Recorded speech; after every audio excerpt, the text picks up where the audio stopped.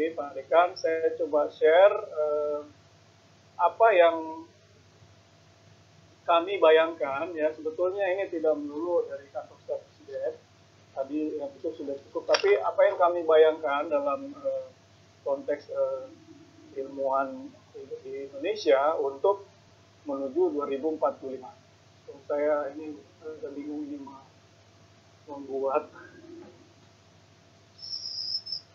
screen. Di slideshow di bawah masalah. Kelihatan karena dia ketutup. Oke. Ya, sambil Mas Alan mencari slideshow, saya lupa memperkenalkan, Mas Alan juga Ketua Akademi Ilmuwan Muda Indonesia atau ALMI yang menjadi bagian dari IP. Ini memang kemudian sama-sama dulu saya juga bantu beliau untuk membuat ini nih, agenda ilmu pengetahuan Indonesia Sains 45. Ini nanti insight kita dalam konteks perspektif sosek ya, dalam konteks 2000. Silakan Mas Alan. Siap, terima kasih Pak Dekan. Jadi saya coba share apa yang kami lakukan di IP dan ALMI, bahwa ini sebetulnya dokumen hidup dan bisa saja dia berubah. Tapi intinya bagaimana memberikan inspirasi kepada publik menuju 2045. Jadi sebetulnya kami resah juga ya dengan perkembangan bagaimana program pendidikan PhD sekarang yang terjebak di dalam seperti menjadi spesialis, dan itu tuntutan dari para donor ya. Begitu seorang peneliti, katakanlah profesor di luar negeri, dia mendapatkan dana riset, maka itu dia sudah membagi ya di dalam tugas-tugas siapa yang melakukan apa ya, PhD students terutama, dan juga para mahasiswa postdoktoral. Dan kemudian ini ternyata membuat pendidikan ataupun pelatihan PhD itu, filosofi dia dalam mendapatkan ide itu harus cepat. Nah, sehingga tak jarang mereka masuk dalam sistem yang sudah terbentuk. Pokoknya dia fokus di suatu topik dan sebagainya, sehingga kemudian publish paper sebagai tuntutan dalam dana riset yang dia peroleh. Nah, ini yang kemudian kita khawatir kita terjebak nanti lebih ke spesialis, tidak sebagai thinkers. Nah, ini yang mungkin perlu kita pikirkan bersama-sama. Kemudian yang kedua, dalam pelantikan Akademi Ilmuwan Muda Indonesia di diaman almarhum Pak Habibie, beliau mengatakan bahwa memang mengejar Nobel itu suatu hal yang baik, tetapi pada intinya ya problem permasalahan bangsa itulah yang menjadi tantangan untuk dijawab oleh para akademisi, para ilmuwan. Nah, kemudian kami mencoba membuat apa yang disebut dengan agenda ilmu pengetahuan Indonesia, yang kita sebut dengan Sains 45, bagaimana mengembangkan pertanyaan-pertanyaan krusial yang relevan menuju satu abad kemerdekaan Indonesia. Ini prosesnya lumayan panjang, dan Pak Dekan, Pak Luki menjadi bagian di dalamnya, dan ini kurang lebih komite studinya diketuai oleh Pak Jamal Zulfan. Kemudian ini proses yang kami lakukan, jadi kami coba menjaring pertanyaan-pertanyaan yang muncul, ya ini tanggal 20, ini soalnya saya nggak bisa hilangin yang di bawah ini, jadi saya nggak bisa baca.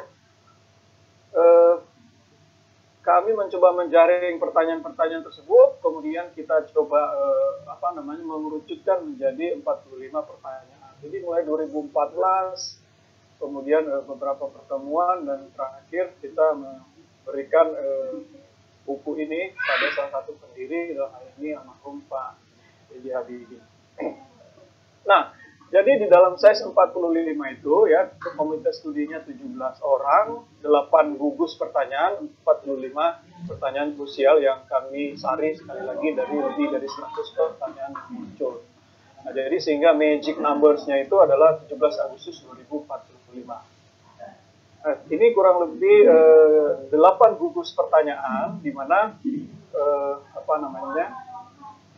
kita mulai dari identitas keragaman budaya, kemudian kepulauan, kelautan, sumber daya hayati, kehidupan, kesehatan, nutrisi, air, pangan, kemudian sampai kepada ekonomi masyarakat dan tata kelola. Saya ingin meng-highlight apa-apa yang kira-kira penting untuk saya share dalam konteks kongres ini, yang memang notabene banyak berkutat di bidang keilmuan sosek perikanan. Jadi kenapa kami mulai dari identitas, keragaman, dan budaya? Ini pertanyaan pertama yang muncul itu, apakah yang menjadikan Indonesia Indonesia? What makes Indonesia Indonesia? Gitu kan? Nah ini sangat relevan di era hari ini, karena apa yang sudah dicanangkan oleh para founding fathers kita itu perlu masuk di dalam alam pemikiran konteks generasi muda ke depan. Karena kalau kita menuju 100 tahun Indonesia merdeka, maka konsep apa yang sudah dicanangkan ya, ini kan konsensus ya yang dilakukan oleh para founding fathers untuk menuju Indonesia 2045. Kemudian kita mengadres keragaman, kemudian saya mencoba menyinggung loncat-loncat ya apa yang relevan kira-kira. Bagaimana teknologi akan membentuk tulang kemanusiaan. Jadi yang saya tampilkan di sini teasernya. Nanti uraiannya itu Bapak Ibu jika berkenan bisa download bukunya, mudah saja Google Science 45. Nah, di dalam uraian-uraian dari masing-masing pertanyaan itulah yang menjadi scientific question yang bisa Bapak Ibu atau mungkin bimbingan Bapak Ibu bisa gunakan untuk riset-riset ke depan. Jadi bagaimana teknologi ini membentuk tulang kemanusiaan ini sangat menarik ya, karena kita masuk di era digital sekarang dan jelas banyak sekali perubahan yang terjadi di dalamnya. Kemudian arsitektur sains pasti akan berubah. Jadi kalau dulu suatu kompetensi keilmuan yang sangat kuat dari masing-masing bidang, maka ke depan bukan hanya multidisiplin, saya pikir, tetapi bagaimana transdisiplin. Pendekatan-pendekatan sains modern itu perlu ditunjang, diimbangi dengan indigenous knowledge atau kearifan lokal gitu ya. Dan kearifan lokal ini sangat penting ke depan. Saya akan perlihatkan bagaimana pemahaman kita tentang konteks katakanlah biodiversity itu kalau kita melakukan dengan pendekatan riset modern, maka kita akan mulai dari nol. Dan itu kita bisa ketinggalan banyak. Tapi kalau pendekatan kita didekati dengan kearifan lokal, maka itu bisa memutus banyak proses identifikasi dan riset yang cukup panjang itu bisa dengan cepat kita lakukan gitu ya.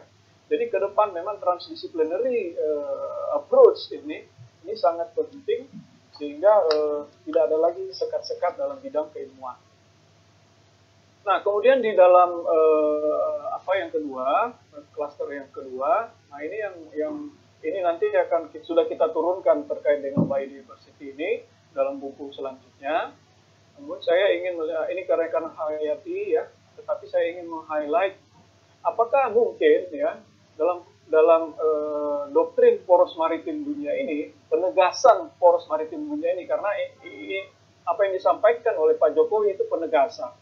Tetapi sebetulnya itulah yang ada di dalam diri semua bangsa Indonesia, karena sejak dahulu kita tidak bisa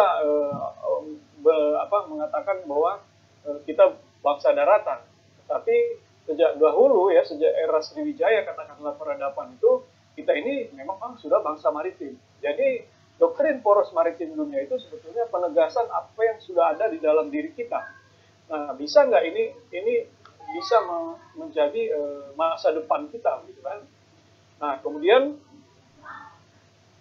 ini yang sangat ironi, tadi saya juga membaca di dalam pertanyaan-pertanyaan, kemiskinan masyarakat pesisir ya, ironi dalam kelimpahan.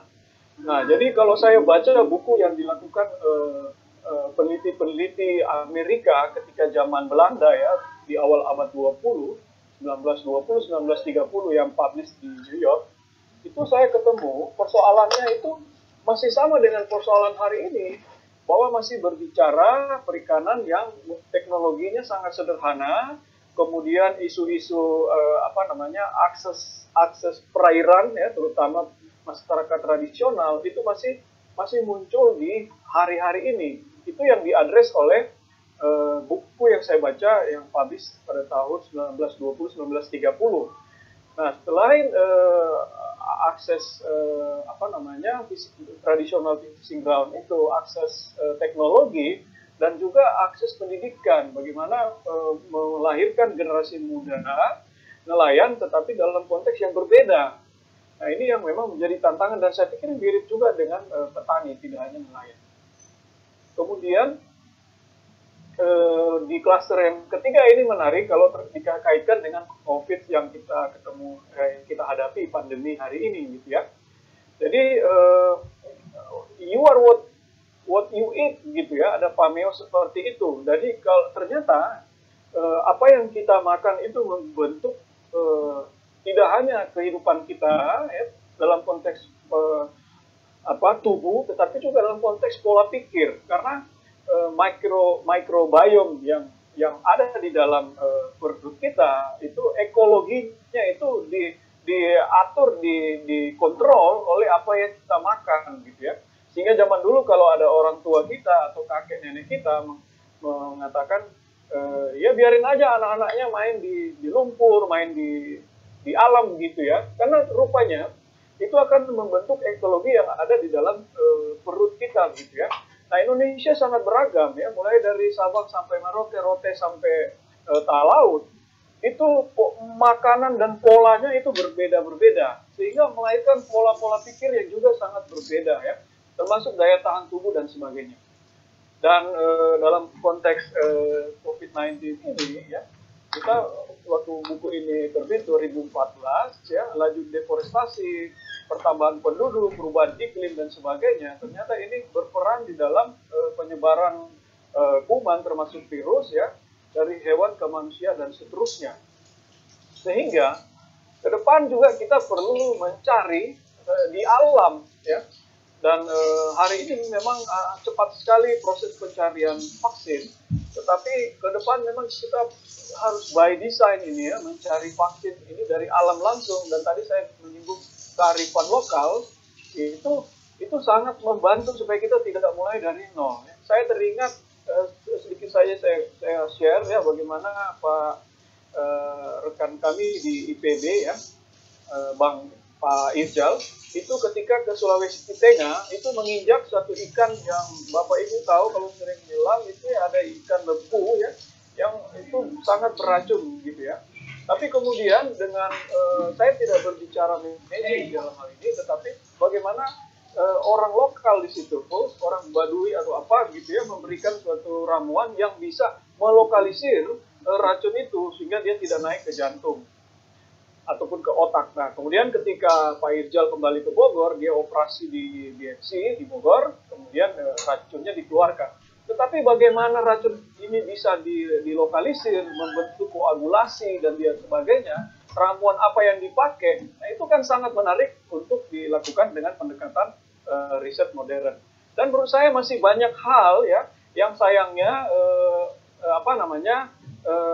penurunan dari orang-orang tua, pewarisan dari kearifan pengetahuan ini itu sebagian besar oral gitu ya, tidak tertulis dan sebagainya. Ini tantangan juga dalam para peneliti sosial ekonomi, bagaimana kita mengangkat isu-isu itu.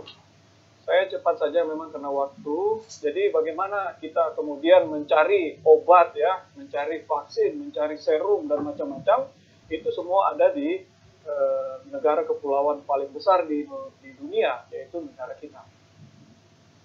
Saya langsung saja bagaimana kemudian di klaster 7 ya, saya loncat material dan sains komputasi. Nah, bagaimana sains komputasi ini bisa melakukan riset-riset sistem kompleks di Indonesia. Saya ketika masih sekarang masih di PB ya, tetapi ketika masih bertugas aktif di tempat Pak Luki, kami mencoba mengembangkan riset dengan geotrop. Nah, bagaimana pendekatan perubahan lahan itu, kemudian perubahan iklim, kemudian itu mempengaruhi ekosistem laut. Nah, perubahan lahan itu, kami membuat modeling bagaimana perubahan lahan katakanlah 20 tahun, 50 tahun ke depan. Jadi pola pikir dari pengambilan kebijakan, misalnya ya, kami menggunakan pendekatan tata ruang. Itu kan mudah ya. Ibaratnya di komputasi 0 dan 1. Tetapi kalau perubahan lahan ini dipengaruhi oleh pengambilan kebijakan, kemudian akan membentuk perubahan atau tata guna lahan di masa depan, kemudian kita tuangkan dia di dalam sains komputasi, ini sangat menarik. Sehingga implikasinya katakanlah ke load dari nutrien ya, atau organik polutan dan sebagainya, itu akan mempengaruhi ekosistem kemudian juga ke iklim begitu ya. Hal-hal begini memang membutuhkan interaksi diskusi yang kuat, dan sampai hari ini kami baru bisa memetakan 0 dan 1 untuk perubahan lahan karena skenario RT RW begitu ya. Kita belum sampai ke para pola pikir dari para pengambil kebijakan. Nah, inilah peran dari teman-teman di para peneliti sosial ekonomi perikanan itu bagaimana penelitian-penelitian kualitatif ini bisa kita kuantitatifkan, kemudian masuk di dalam sistem kompleks untuk riset-riset terkait dengan sains komputasi. Kemudian saya lanjut saja di klaster ke-8, ekonomi masyarakat dan tata kelola. Ya, dicari institusi yang menjamin dan mendorong kemakmuran. Ini kan tidak melulu harus pemerintah. Walaupun pemerintah dalam konteks hal ini ya, di salah satu janji presiden juga bagaimana mengembangkan bank mikro nelayan gitu ya, yang kemudian di follow up oleh KKP melalui BLU, LPMU, KP begitu ya. Tapi kan bicara institusi ini kan tidak melulu pemerintah. Nah ini ya mungkin Pak Luki lebih banyak nanti akan dan mungkin salah satu pertanyaan Pak Luki kita masukin ke dalam pertanyaan nomor 39 ini. Kemudian bagaimana bentuk baru ketimpangan dan kemiskinan di masa depan? Jangan-jangan berbeda dengan konteks hari ini. Di 2045 jangan-jangan gender itu menjadi bentuk ketimpangan baru. Saya nggak tahu ya. Hal-hal begitu yang memang perlu kita siapkan dari sekarang. Jadi mungkin kita sebagai peneliti, sebagai akademisi tidak bisa menyusun suatu perencanaan dengan pendekatan teknokratis sebagaimana yang dilakukan oleh teman-teman di Bappenas. Tetapi riset-riset kita itu paling tidak bisa memberikan inspirasi menuju 100 tahun Indonesia merdeka. Kira-kira hal ini loh yang harus kita aware gitu ya. Bentuk-bentuk ketimpangan baru ya, equality dan sebagainya itu akan muncul indikator-indikator yang perlu kita aware bersama. Nah, ini yang ingin saya share, minta kontribusi bersama-sama ya. Kemudian bagaimana menanganan lagi masalahnya? Siap. Bagaimana menanganan banjir informasi saya lewat saja. Kemudian kebijakan publik dan republik bagaimana dirumuskan. Nah, ini juga sangat menarik ya, karena katanya kebijakan itu harus bijak.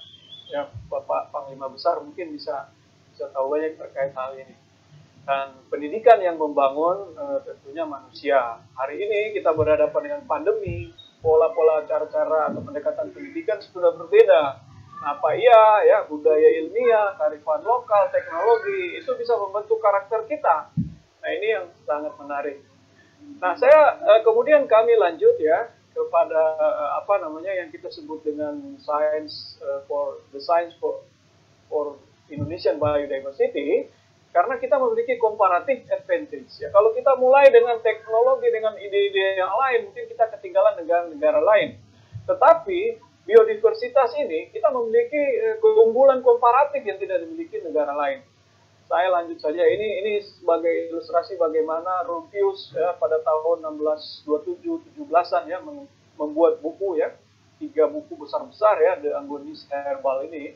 Itu suatu hal yang sangat menarik, dan sayangnya kita belum menseriusi apa yang ada di dalam buku ini untuk pendekatan keilmuan modern. Jadi menurut saya ini suatu pencatatan yang sangat menarik yang dilakukan oleh Rumphius yang bisa kita telusuri, dan ini masuk juga kearifan lokal di situ. Kemudian ya kita perlu paradigma dan cara pandang baru ya ke depan dalam mengelola alam. Manusia Indonesia itu modal utama dalam pembangunan. Saya langsung saja rekomendasi kami kalau berdasarkan prioritas itu bagaimana biodiversitas ini kita manfaatkan untuk ekowisata. Tetapi dalam level yang lebih tinggi lagi menjadi bioprospeksi. Nah, kalau kita mau yang lebih inspirasi lagi, bagaimana eksplorasi laut dalam ya. Presiden Kennedy mengatakan we choose to go to the moon. Bukan persoalan mengirimkan orang ke bulan, tetapi persoalan bagaimana multiplier effect, efek domino dari mengirimkan orang ke bulan itu menghasilkan suatu teknologi, suatu pengembangan sains yang luar biasa di Amerika. Nah, kalau kita bisa mengirimkan orang ke laut dalam, paling dalam di Indonesia, katakanlah di Laut Banda, dengan kedalaman lebih dari 7 km itu, Maka bukan persoalan kita mengirimkan orang ke sana, tetapi bagaimana sains dan teknologi akan berkembang di masa depan. Dan seterusnya, kami juga mencoba untuk menjangkau anak-anak SMA, dan saya pikir itu saja. Ini 50 anggota ilmuwan muda. Saya mungkin akan selesai kepengurusan di Desember ini dan diserahkan kepada Mbak Sri Fatmawati. Mana fotonya ya? Nah, Mbak Sri Fatmawati ini, ini dia. Mbak Sri Fatmawati ini dari ITS. Bidang keilmuan dia adalah kimia bahan alam. Jadi terkait dengan dan tidak kebetulan kita meluncurkan buku Sains Biodiversitas Indonesia, dan Mbak Sri Fatmawati terpilih sebagai Presiden ALMI di 2021 sampai akhir 22. Jadi itu saja Bapak Ibu. Terima kasih. Semoga bisa menjawab apa yang diminta oleh panitia. Mohon maaf kalau ada kekurangan kelebihannya, saya kembalikan kepada Pak Dekan.